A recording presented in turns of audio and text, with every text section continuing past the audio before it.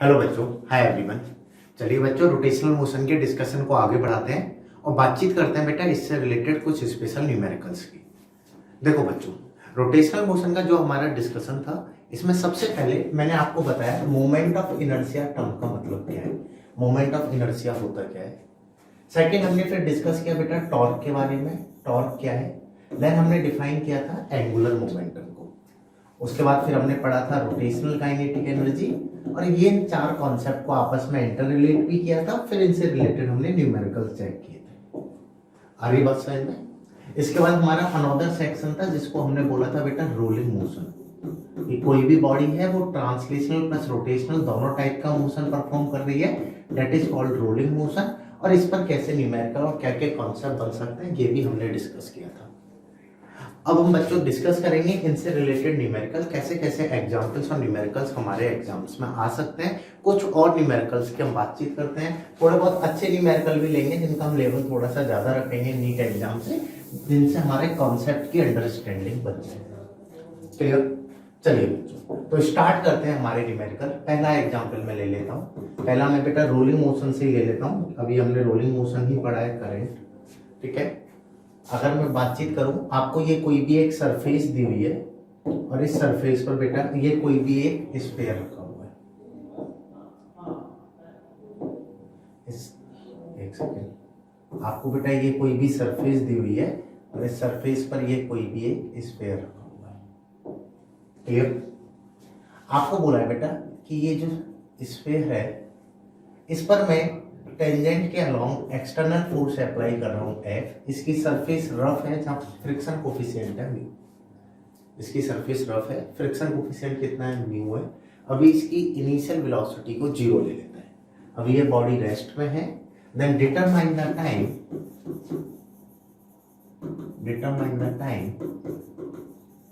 After which body starts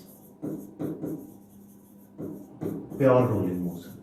question समझ लेना, काफी अच्छा क्वेश्चन है, काफी अच्छा कॉन्सेप्चुअल प्रॉब्लम है। बेसिक से अंडरस्टैंडिंग के साथ हम पूरी प्रॉब्लम को अटेंड कर सकते हैं। आपको क्या बोला है कि ये कोई भी एक बॉडी है, इस पर मैं फोर्स अप्लाई कर रहा हूँ F। क्लियर? और यहाँ पर ये सरफेस रफ है। इनिशियली ये बेटा रेस्ट में है, ऐसे मान लेते हैं। जैसे ही फोर्स लगने लगा तो ये स्पीड गेन करेगा, इस पर टॉर्क वगैरह भी अप्लाई होंगे। ओवरऑल एक टाइम के बाद ये बॉडी अपनी रोटेट होना चालू कर देती है। एक टाइम के बाद जो बॉडी है ये प्योर रोलिंग मोशन परफॉर्म करना स्टार्ट कर देती है। अगर ये प्योर रोलिंग परफॉर्म कर रही है तो कितने टाइम में ये प्योर रोलिंग परफॉर्म करेगी, ये हमें निकालना है। क्वेश्चन हालांकि काफी बड़ा है, लेकिन हमें बेटा इसकी लर्निंग समझनी है कि ऐसा क्या हमारा यूज है इसमें।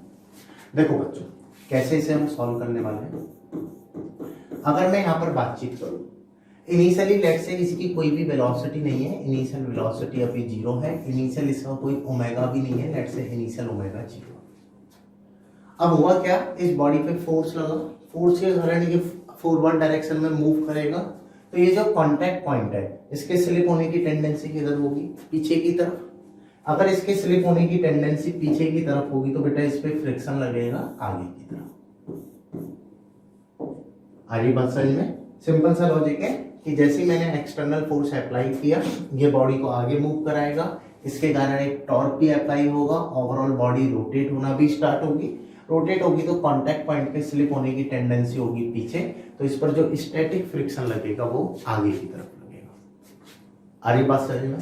अगर मैं यहाँ पर इक्वेशन फॉर्म करूं, लेट से एक टाइम बाद ये ए एक्सीलरेशन से मूव करना स्टार्ट कर देता है। अगर आपको ऐसी बॉडीज दी जाए जिन पर फोर्स लग रहा हो तो प्योर रोलिंग की क्वेश्चन एक ही टाइप की प्रॉब्लम बनती है, उसी को घुमा फिरा के अलग अलग तरीके से क्वेश्चन पूछ लेता है। जो कॉन्सेप्ट है वो एक ही है।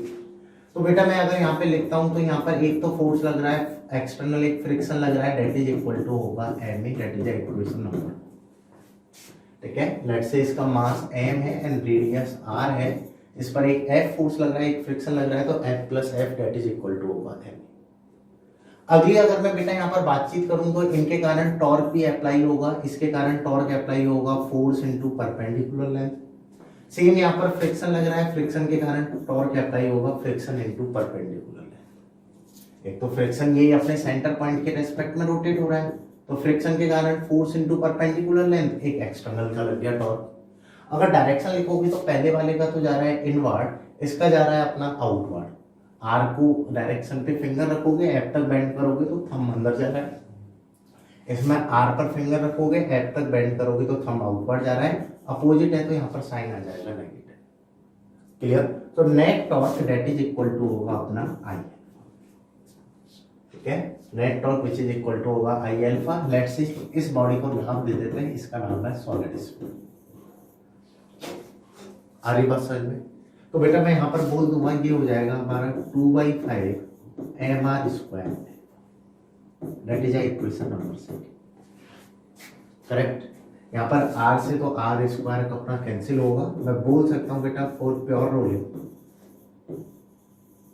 सबसे पहले तो हमारी कंडीशन सेटिस्फाई होनी चाहिए a = r, राइट। तो अगर आप यहाँ से लिखोगे तो ये बन जाएगा आपका f - f that is equal to आएगा 2/5 mr। अल्फा को आप लिख दोगे a/r, r से r कैंसिल होगा। तो यहाँ से मेरे पास एक और न्यू इक्वेशन फॉर्म हो जाएगी। आ रही बात समझ में? एक तो मैंने टॉर्क से इक्वेशन बना ली, एक मैंने बेटा नेट फोर्स से इक्वेशन बना ली। अगर मैं दोनों इक्वेशंस को कंपाइल करूं तो एक इक्वेशन तो आ रही है आपके पास f + f that is equal to है ma, एक आ रही है बेटा f - f that is equal to है 2/5 है। दो इक्वेशंस आ गई मेरे पास। अगर मैं दोनों को सॉल्व करता हूं तो f से f कैंसिल आउट होगा, 2f that is equal to आ जाएगा 7f/ma, दैट इज बॉडी का जो एक्सीलरेशन होगा वो तो आएगा 10f/7। इतना एक्सीलरेशन से बॉल अपनी मूव कर रही है, ठीक है। प्योर रोलिंग जब ये परफॉर्म कर रही होगी तब इसका जो एक्सीलरेशन होगा वो होगा 10f/7 है। एक तो क्वेश्चन आपसे एक्सीलरेशन का पूछेगा, ये वाला लॉजिक आ रहा है समझ में? जैसे ही बॉल ने प्योर रोलिंग अपना स्टार्ट किया तो acceleration which is equal to आ जाएगा अपना 10f/7, राइट। अगर बेटा आपसे पूछा गया है कि कितने टाइम में इसने ये प्योर रोलिंग परफॉर्म करना है स्टार्ट किया होगा, तो ये अगर प्योर रोलिंग परफॉर्म कर रहा है तो आप लिख सकते हो बेटा distance s that is equal to होगा ut + half at²। Let's say इसने l लेंथ कवर की है, इनिशियल वेलोसिटी 0 है, एक्सीलरेशन आ गया 10f/7f × t²। इसको सॉल्व करके मैं बोल सकता हूँ इतने टाइम में इसने प्योर रोलिंग स्टार्ट की है। हमें डिस्टेंस के बारे में पता होना चाहिए कि कितनी डिस्टेंस के बाद इसने प्योर रोलिंग करी है, क्योंकि एक और डेटा हमें टाइम के लिए चाहिए। तो ओवरऑल जो मुझे सिखाना है बेटा वो यहाँ पर ये है कि आपको है ना, ऐसा नहीं है कि है ना डायरेक्ट क्वेश्चन ही रोलिंग मोशन के दिए जाएं जो अभी तक हम कर रहे थे कि वेलोसिटी का ऑर्डर लिख दो, एक्सीलरेशन ऑर्डर लिख दो। कुछ अच्छे न्यूमेरिकल्स भी यहाँ पर हमारे फ्रेम हो जाते हैं, तो इस टाइप से हमें प्रॉब्लम दे देता है। तो इस वाले क्वेश्चन को आप नोट डाउन कर लो। एक और रोलिंग मोशन पे क्वेश्चन अटेम्प्ट करते हैं और कैसी प्रॉब्लम हमारी यहाँ पर बन सकती है। सारे कॉन्सेप्ट को हम स्टेप बाय स्टेप चेक करते हुए चलेंगे।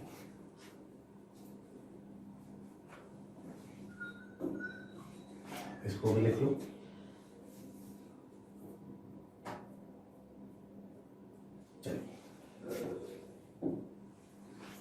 अगला क्वेश्चन ले लेते हैं। जैसे एक और न्यूमेरिकल हम चेक कर लेते हैं कैसी प्रॉब्लम हमारी यहाँ पर फ्रेम हो सकती है।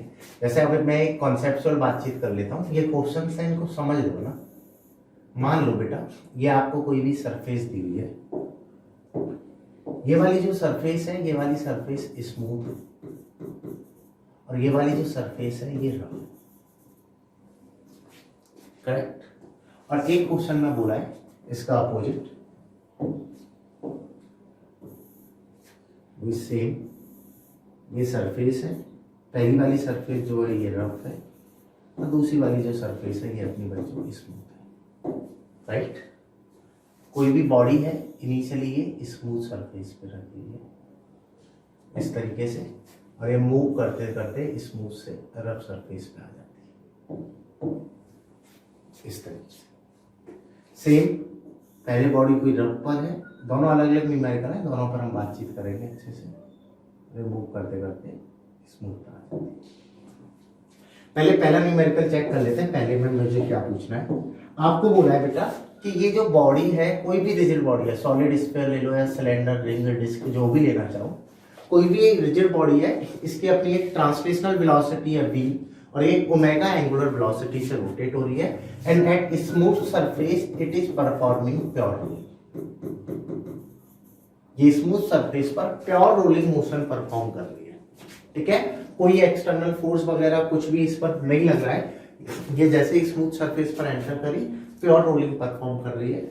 अब ये मूव करता हुआ बेटा रफ सरफेस पे चला जाता है, मूव करता हुआ कहां पे चला गया, रफ सरफेस पे।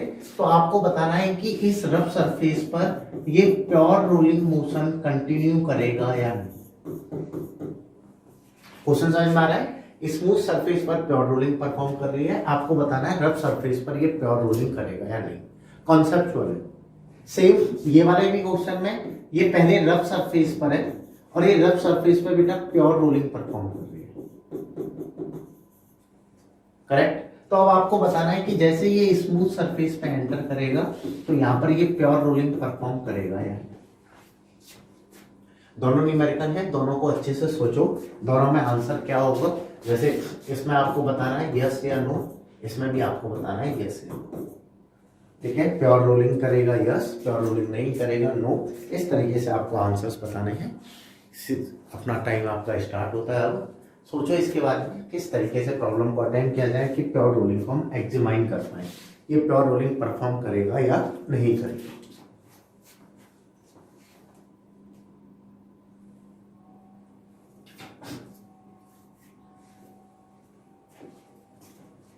बाकी मेरे साथ समझ लो कैसे सॉल्व करेंगे। देखो बच्चों, अगर मैं यहाँ पर बातचीत करूं, पहले ये बॉडी कहां पर थी, स्मूथ पर, मूव करते हुए रफ पर चले गई। अगर ये स्मूथ पर थी तो इस पर कोई भी फ्रिक्शन वगैरह नहीं लग रहा था, डेट मीन इसकी वेलोसिटी और ओमेगा जो है वो फिक्स है। आ रही बात समझ में, ना तो इसकी वेलोसिटी में कोई चेंज हो रहा है ना इसके ओमेगा में कोई चेंज हो रहा है, इसकी वेलोसिटी और ओमेगा है ये अपना फिक्स है। अब ये मूव करते ही जैसे रफ पे गया तो रफ सरफेस पे यहाँ पे क्या एक्ट करता, फ्रिक्शन। लेकिन क्या इसको प्योर रोलिंग के लिए फ्रिक्शन की जरूरत है? अगर आप देखोगे ये स्मूथ पर है, यहाँ पर फ्रिक्शन नहीं लग रहा है, तो इसको प्योर रोलिंग मोशन को कंटिन्यू कब कर पाएगा, जब इस पर कोई भी फ्रिक्शन ना लगे। डेट मीन यहाँ जो स्टैटिक फ्रिक्शन लग रहा होगा उसकी वैल्यू 0 होगी और ओवरऑल ये प्योर रोलिंग परफॉर्म करेगा। ओवरऑल ये प्योर रोलिंग मोशन अपना कंटिन्यू कर पाएगा, क्योंकि ये यहाँ पर स्मूथ पर कर रहा है तो रफ पर भी बड़ी आसानी से करता रहेगा, फ्रिक्शन यहाँ पर 0 रहेगा। बट अगर इस क्वेश्चन में बातचीत करूं, पहले ये रफ सरफेस पर था, यहाँ पर कोई ना कोई फ्रिक्शन लग रहा होगा, ओवरऑल वाया बैलेंसिंग ये प्योर रोलिंग परफॉर्म कर रहा है।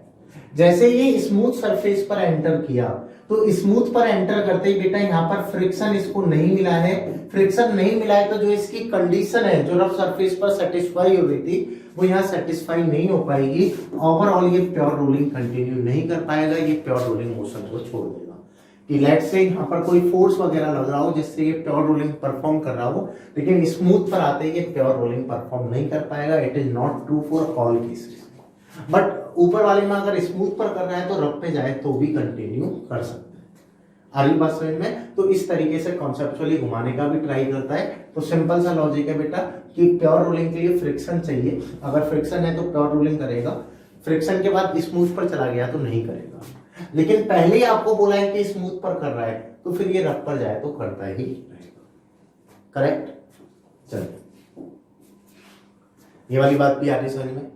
अगला क्वेश्चन देखते हैं और कैसे न्यूमेरिकल हमारे बन सकते हैं। थोड़े अच्छे न्यूमेरिकल बन की हम बातचीत कर रहे हैं रोलिंग मोशन पे कि कैसे कैसे क्वेश्चन हमारे आ सकते हैं।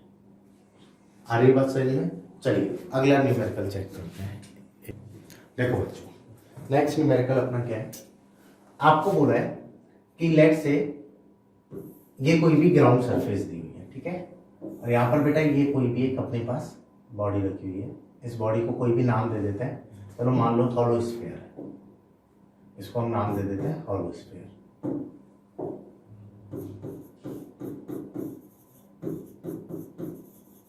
ठीक है, इनिशियली बेटा इसके पास अपनी एक वेलोसिटी है v0 और इसके पास अपना एक ओमेगा है, ओमेगा आपको दिया होगा डेट इज v0/2r। ठीक है, इनिशियली इसके पास अपनी लीनियर वेलोसिटी है v0 और ओमेगा है v0/2r, सरफेस अपनी वही रफ है। ठीक है, आफ्टर अभी इनिशियली बेटा ये क्या प्योर रोलिंग कर रहा है नहीं कर रहा है, तो देखिए मैं आपको यहाँ पर अगर प्योर रोलिंग की बातचीत करूं कि ये प्योर रोलिंग परफॉर्म कर रहा है या नहीं, तो आपने पढ़ रखा है इफ v = r ओमेगा हो तो ये प्योर रोलिंग करेगा। अगर मैं यहाँ पर पुट करूं तो v0 ये है r ओमेगा ओमेगा की वैल्यू कितनी है, ओमेगा की वैल्यू अगर आप डालोगे तो ये बन जाएगा हमारा r v not by two r, v not by two आ रहा है आर ओमेगा। आ रही है बात समझ? जैसे एक एक स्टेप में अगर मैं लिखता हूं, जैसे linear velocity which is equal to तो है अपना वी नॉट। सेकेंड, अगर मैं बेटा एंगुलर के कारण रोटेशनल वेलोसिटी लिखूं जो होता है हमारा आर ओमेगा, ये है अपना वी नॉट बाई टू। तो ओवरऑल मैं बोल सकता हूं अभी वी नॉट जो है वो आर ओमेगा से बड़ा है, तो it is not performing pure rolling. अभी इनिशियली इसकी प्योर रोलिंग नहीं है। क्वेश्चन समझ लो, क्वेश्चन से मैं आपको कॉन्सेप्ट समझाना चाह रहा हूं। आपको कोई भी क्वेश्चन इस टाइप से दिया हुआ है कि ये कोई बॉडी है जिसके पास लीनियर वेलोसिटी है वी नॉट और एंगुलर वेलोसिटी है V not by two R, और अभी ये प्योर रोलिंग परफॉर्म नहीं कर रहा है, लेकिन विद द टाइम ये बॉडी प्योर रोलिंग चालू कर देती है। एक टाइम बाद इसने प्योर रोलिंग चालू कर दिया, तो आपको बताना है इसकी लीनियर वेलोसिटी क्या होगी when it start pure rolling. Determine linear velocity when hollow sphere starts pure rolling। आपको बताना है जब ये प्योर रोलिंग स्टार्ट कर देता है तो इसकी लीनियर वेलोसिटी क्या होगी। लीनियर वेलोसिटी के बारे में मुझे निकालना है और ये कॉन्सेप्ट आपको दिया हुआ है। देखिए कैसे सॉल्व करेंगे, समझ लो क्वेश्चन कैसे सॉल्व करना है। एक बार क्वेश्चन देख लो, इनको देखना है लिखना है तो वो लिख लो। इनिशियली ये प्योर रोलिंग परफॉर्म नहीं कर रहा है, वी नॉट जो है वो आर ओमेगा से बड़ा है। कुछ टाइम बाद ये प्योर रोलिंग परफॉर्म करना स्टार्ट कर देता है, तो आपको वो टाइम डिटरमाइन करना है या वो लीनियर वेलोसिटी बतानी है जब ये प्योर रोलिंग स्टार्ट कर देता है। इस कॉन्सेप्ट को आप अच्छे से समझ लेना।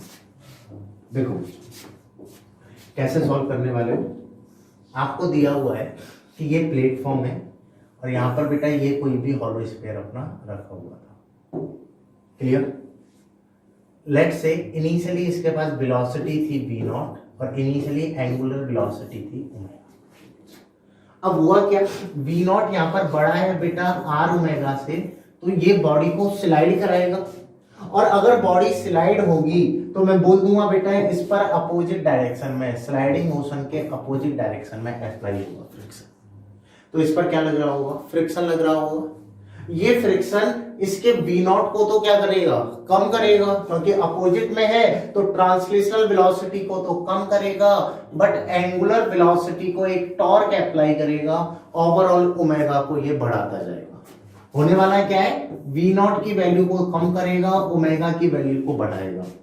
अल्टीमेटली एक स्टेज आपकी ऐसी अचीव होगी जहां पर linear velocity v dash r omega dash के इक्वल हो जाएगा। आई बात समझ में? काफी अच्छा प्यारा न्यूमेरिकल है, पूरा रोलिंग मोशन को बहुत अच्छे से समझा देगा।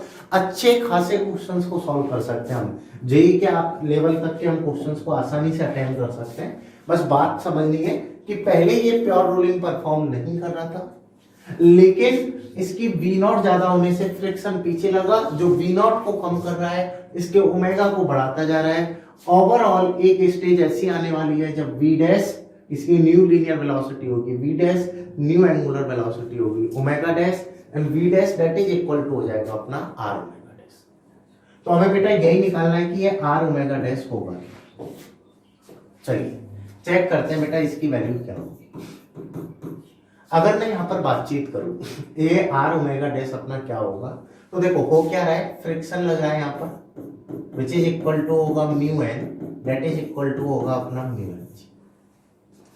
ठीक है, इस फ्रिक्शन के कारण इस पर अपोजिट डायरेक्शन में आया डी एसिलरेशन, तो मैं बोल दूंगा ओवरऑल बॉडी पर डी एसिलरेशन लग रहा है mu G. Clear? Let at time t its velocity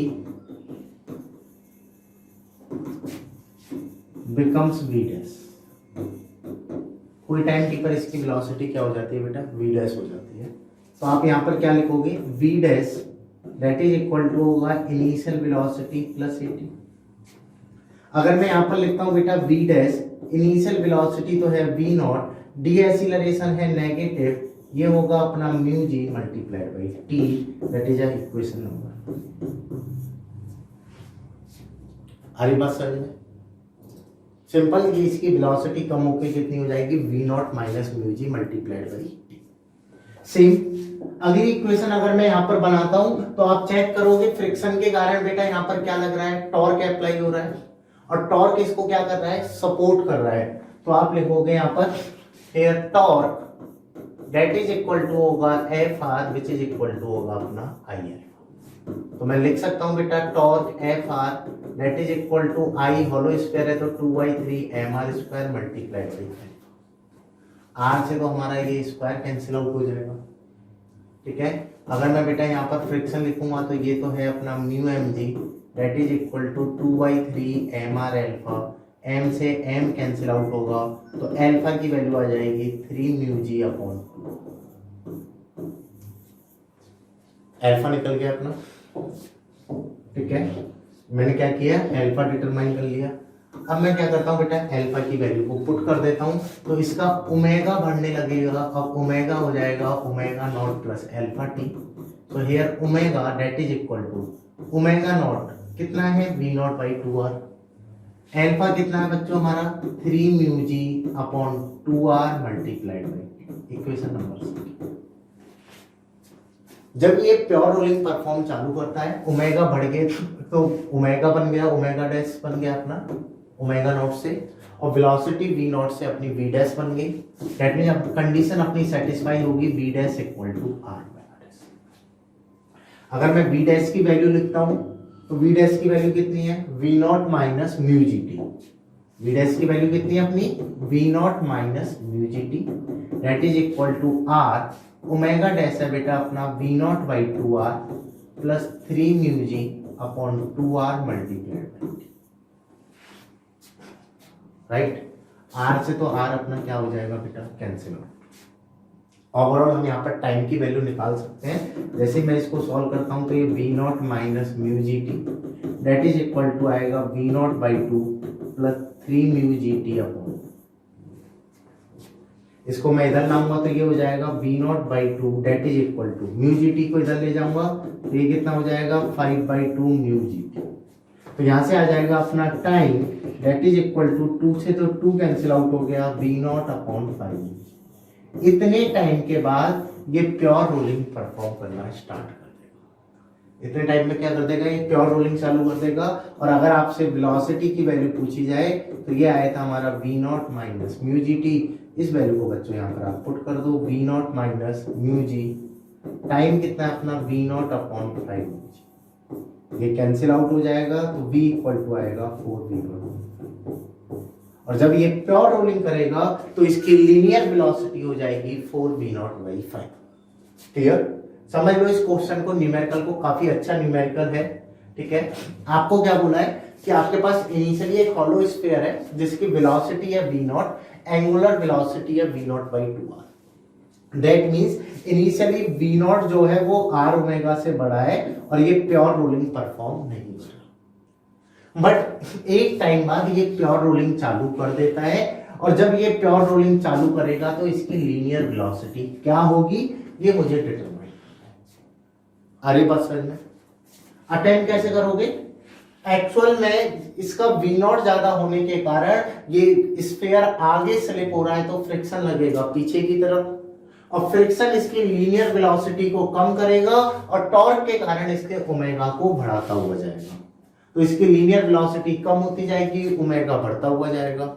overall मैं बोल सकता हूं एक स्टेज ऐसी आएगी जब v डैश अपना r ओमेगा डैश के इक्वल हो जाएगा। ये v नॉट से तो बन के v डैश हो जाता है, ये ओमेगा से बन के ओमेगा डैश हो जाता है, तो ये यहाँ पर v dash equal to r omega dash हो जाएगा। आ रही बात समझ में? तो मैंने क्या किया, किसी टाइम t पर पहले v डैश को लिख लिया by following the equation number 1। Then उसी टाइम t पर बेटा मैंने अल्फा से ओमेगा को निकाल लिया, ओमेगा कितना होगा। अब प्योर रोलिंग है तो v डैश इक्वल टू अपना r ओमेगा डैश होना चाहिए। इनको पुट किया तो यहां से अपनी टाइम की वैल्यू कैलकुलेट हो जाएगी, टाइम की वैल्यू क्या। और एक बार टाइम आ गया तो यहाँ से मैं लिख सकता हूँ लीनियर वेलोसिटी अपना कितना होगा। आ रही बात सही है? तो इस न्यूमेरिकल को आप नोट डाउन कर लो, काफी अच्छा इंपॉर्टेंट न्यूमेरिकल है। इस पर इससे आप पूरा कॉन्सेप्ट समझ सकते हो, रोलिंग मोशन का कंप्लीट कॉन्सेप्ट अपना है क्या है। लिख लो बच्चों, इसे कॉपी कर लो।